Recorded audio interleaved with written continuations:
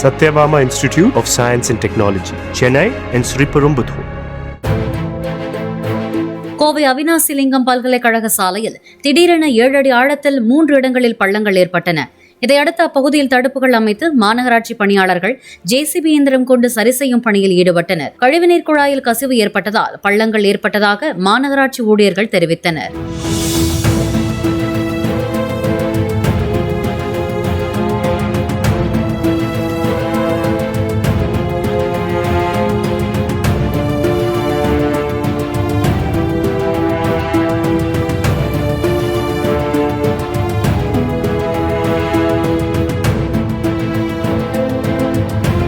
Satyabama Institute of Science and Technology, Chennai and Sriperumbudur.